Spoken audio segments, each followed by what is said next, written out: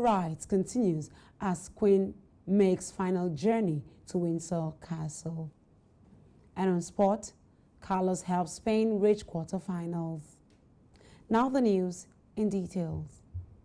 Nigeria's Vice President, Yemi Osinbajo, has represented the country at a number of events on Monday during the state funeral of the late Queen Elizabeth II of the United Kingdom. Osinbajo, who departed Abuja on Saturday, joined members of the royal family, world leaders, including members of the Commonwealth, heads of states, governors general, prime ministers, and foreign royal families at the ceremony, including the funeral service, which was held at Westminster Abbey today. Earlier, a statement from the office of the Vice President, made known by the spokesperson of the Vice President, Laolu Akonde, said Osinbajo will be among the guests and dignitaries to be received by King Charles III and Queen Consort Camilla at a reception in Buckingham Palace. Queen Elizabeth II was the head of the Commonwealth and the longest-serving monarch, which served for 70 years. She passed on at the age of 96 on the 8th day of September this year at Balmoral Castle, Scotland. Vice President Osinbajo is expected back in the country after today's funeral. Some aggrieved staff of the National Pension Commission, that is PENCOM, numbering over 20, have taken the organization to the Abuja division of the National Industrial Court of Nigeria over alleged denial of salaries and unlawful labor practices. Also joined as respondent in the suit filed by Femi Falana is the chairman of PENCOM. A copy of the court's processes was obtained by journalists in Abuja on Sunday, while the seat was fixed for October 13. The employees who filed the suit on behalf of themselves and others employed by the Commission in March 2021 were challenging the Commission and its chairman over the alleged unlawful restraint from performing their statutory duties after engagement and refusal to be paid salaries and other entitlements. The claimants, who were said to have been employed since March 2017, resumed duty at PENCOM but were later stopped from performing their statutory duties after the resumption. And now to Lagos. The state government has urged Lagos State Fiscal Planning Permit Authority and the Lagos State Building Control Agency staff to brace up for changes as certain lapses will no longer be condoned. A statement signed by the Foreign Affairs Deputy Director of Lagos State Ministry of Fiscal Planning and Urban Development stated that it was disclosed by the Commissioner of Fiscal Planning and Urban Development, Omotayo Bamboshe Martins, during his maiden meeting with the Lagos State Fiscal Planning Permit Authority and the Lagos State Building Control Agency District offices in Ikeja. Bamboshe Martins noted that the ministry was saddled with variegated challenges, many of which needed to be addressed immediately. It was quoted as saying that to enhance the quality of services, it has become incumbent upon them to frontally address notable gaps in the LASPA and LASCA processes.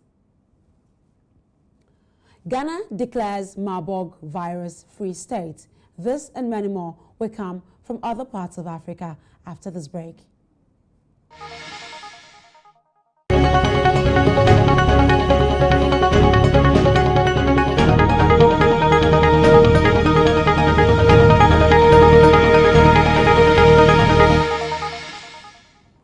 This is World Now at 4 on Hills TV. Welcome back. Ghana has declared the end of an outbreak of Marburg virus, a highly infectious disease similar to Ebola that was confirmed in July this year. This came from the President's office, as Ghana's Marburg outbreak was the second in West Africa. The first ever case of the virus was detected last year in Guinea, with no further cases identified. The presidency tweeted on Monday that the Ghana Health Service has formally and officially declared Ghana free from Marburg virus disease outbreak that was confirmed nearly 2 months ago. 3 cases have been confirmed in total, of which 2 were fatal and the 3rd was asymptomatic and recovered. And from the East African region, the imminent deployment of forces to eastern parts of Democratic Republic of Congo will be preceded by massive civilian awareness campaign. Officials say they first want to correct errors committed by other international missions by educating civilians on the task of the force, which will include engagement with locals to abandon war. It is a new tactic endorsed last week by Kinshasa to help begin a peace-building program on a clean slate. According to reports, Christophe Lutondola, the DR Congo Deputy Prime Minister and Minister of Foreign Affairs, signed agreements on the status of the regional force with Peter Mathuki, Secretary General of the East African Community, effectively permitting member states to deploy their troops. The standby force by the EAC will have an initial time frame of 6 months, renewable, and will, besides combat, work on civilian programs such as setting up social amenities and holding peace meetings with villages in a new strategy meant to endear locals to the authorities.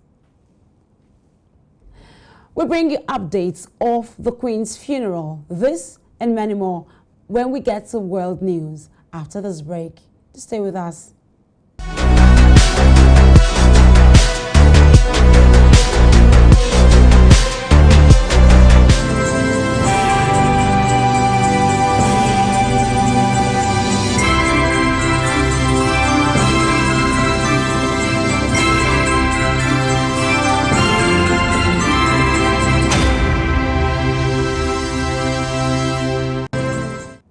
Welcome back. You're watching World Now at 4 on Hills TV. The Queen's coffin has finally arrived at Windsor Castle, where she will be buried with her husband of more than 70 years. This was after a funeral service that was held this morning at Westminster Abbey in Hannah. Once the procession arrived at the Windsor Castle, there will be a small committal ceremony before a private service for the family later in the evening. As the Abbey service came towards its end, the last post was played by the same musicians who performed at the Duke of Edinburgh's funeral, before the nation came to stand still for 2 minutes silence. Sequel to this, King Charles III yesterday welcomed world leaders and their representatives who came to pay their last respect to the late monarch. And from there, we move to the United States, where the President Joe Biden has again said the U.S. will defend Taiwan in the event of an attack by China. The remarks made by the President Joe Biden in a televised interview prompted the White House to clarify that U.S. policy had not changed.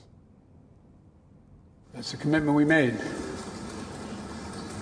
That's the commitment we made. We are not, look, here's the situation. We agree with a one China policy. We signed on to it and all the attendant agreements made from there. But the idea that it can be taken by force, just taken by force, is just not appropriate. It will dislocate the entire region.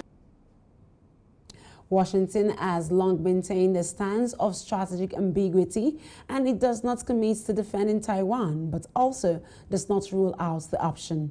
Meanwhile, international affairs analyst Stephen Golub, in an interview, reacted to Biden's intention to defend Taiwan. President Biden has a history, not just with Taiwan, but with several other issues, of getting out ahead of himself or the administration or his own administration, or when he was vice president, the Obama administration, in terms of making statements. And as you pointed out, this is the strongest statement, saying that the U.S. troops would certainly come to Taiwan's defense, whereas officially, and the White House, his own White House, keeps kind of correcting him and saying we maintain what's called strategic ambiguity about whether the U.S. would come to the defense of Taiwan. Under this new policy, the United States acknowledges that there is only one Chinese government, but also maintains close relations with Taiwan and sells arms to it under the Taiwan Relations Act, which states that the U.S. must provide the island with the means to defend itself. Moving away from that story, we go on a break to bring you business news. Just stay with us.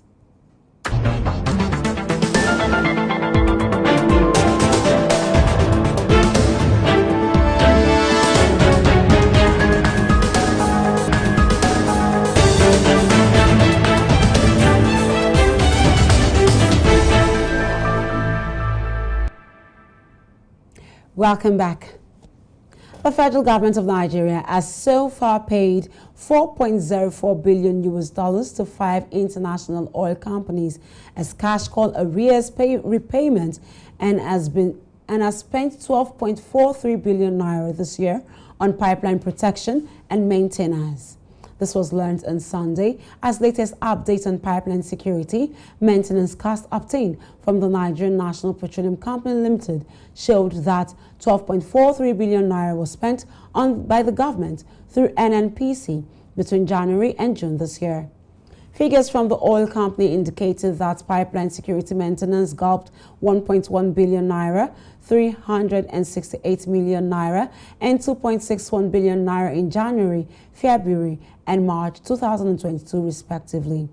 NNPC spent 498 million naira in May and 8.35 billion naira in June to secure and maintain its pipeline, while the firm subtracted 464 million naira in April from the total amount during the review period. Nigeria's crude oil production has continued to slump due to the repeated vandalism of pipeline and attendant theft of humongous volumes of crude. The 12.43 billion naira spent in the first 6 months of this year to protect pipelines came as the oil company recently contracted the surveillance of its pipelines to a contractor, a development that elicited diverse reactions. And in South Africa, the South African rand traded weaker early on Monday, bruised by a strong dollar and lengthy power cuts by state-owned utility company. At 7:30 a.m. local time, the rand traded at 17.6925 against the dollar, around 0.5% weaker than its previous close. The dollar was up over 0.3% against a basket of currencies as investors braced for a large interest rate hike from the United States Federal Reserve this week. Eskom on Sunday implemented Stage 6 power cuts, a level only seen twice before, which means at least 6 hours without power daily for most South Africans. And the European government outlined new measures on Monday to cope with potential energy shortages this winter and race to improve energy networks to share power with Russian gas flows still running at severely reduced rate amidst the Ukraine war. Germany said it was expecting to sign liquefied natural gas, that is the LNG contract, in the United Arab Emirates. With a major Nord Stream 1 pipeline to Russia shut, it is planning to build new LNG terminals to ship in gas, while European partners, Spain and France, were also working on contingency plans. According to Economy Minister Robert Habeck, he said after a tour of the future LNG terminal in Lumbin in northern Germany, that if everything goes well, savings in Germany are high and they have a bit of luck with the winter as well as chances to get through the winter comfortably. Let's now join Richard Badung on Sport News right here on World Now at 4. To stay with us.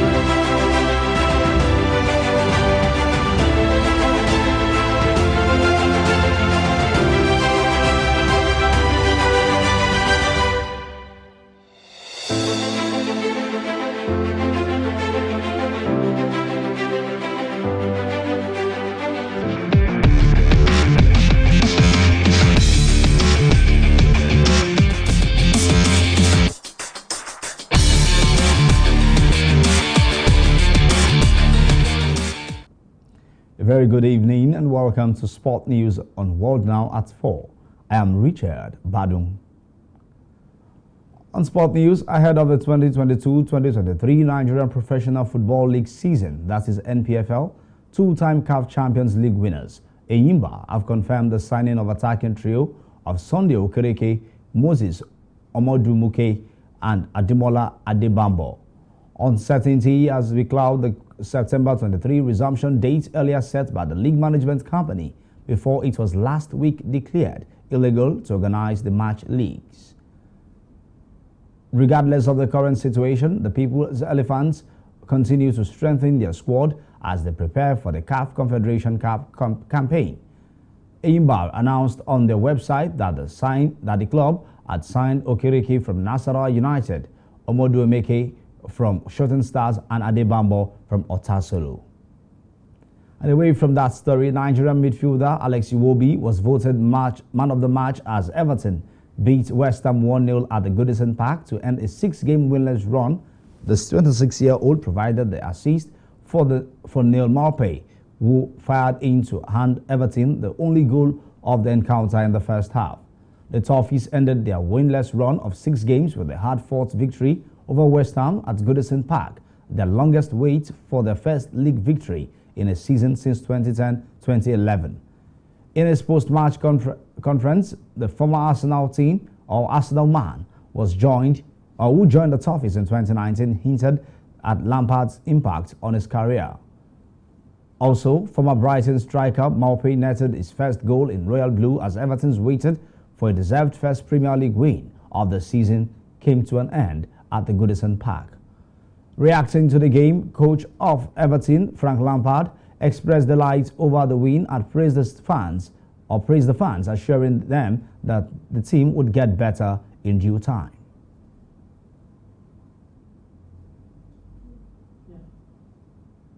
Very good, and I said to the players there, Begovic deserves huge credit because the role of number 2 behind Jordan. Jordan's obviously number 1 here, but Bego trains brilliantly every day, professional, supportive to everybody in the team, and he makes a big save today. A couple of big saves, to be fair, and has a big presence.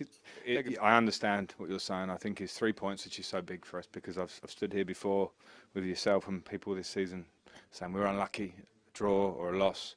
And I think we've been building a performance, but we haven't had the win. So it's huge for us, for the confidence of the players, of the stadium.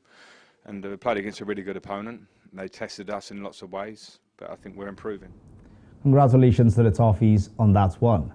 Away from the English Premier League, Netherlands and the United States, who both beat Great Britain in Group D of the qualifying fixture, face Australia and Italy in the last 8 respectively. Germany will play Canada in the other quarter-final match. According to the reports, the Davis Cup knockout stage starts on 22 November at the Martin Caperna Arena, with the final taking place 5 days later. Straight set wins for Roberto Bautista Agut and world number 1 Carlos Alcaraz in the singles saw them cruise to the last 8. Alcaraz had suffered a 6-7, 6-4, 6-2 defeat by Canada's Felix Auger-Aliassime on Friday in what was his first match since winning the US Open. And that's your sport news on World Now at 4.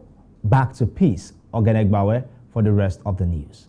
I am Richard Badung.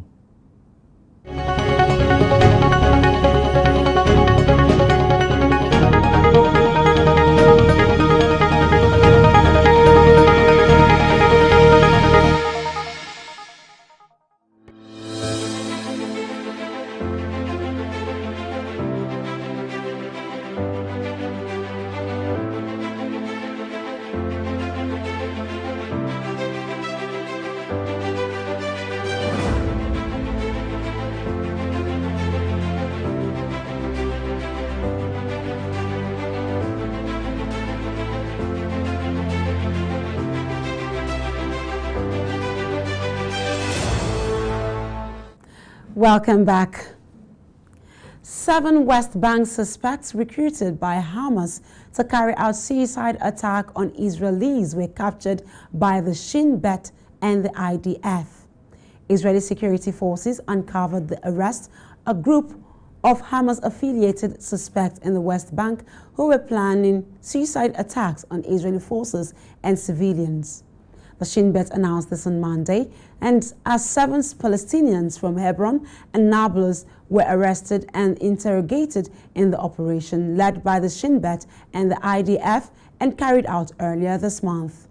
From the suspects' interrogations, it was revealed that they were recruited by the Gaza-based terrorist organization Hamas military official Yahya Amer and Mohammed Abu Saifan. And that's World Now at 4. But before we go, here are the headlines again. We told you that the Vice President of Nigeria has represented the country at the funeral in London. Ghana also announced an end to Marburg outbreak. The funeral rites of the Queen is about to be completed as her coffin arrived at Windsor Castle. And on sport, Carlos Alcaraz has helped Spain reach quarterfinals. Remember to visit us on Facebook, Instagram, and subscribe to our YouTube channel at Hills TV. I am Peace Ogenegbawe. Thank you for watching.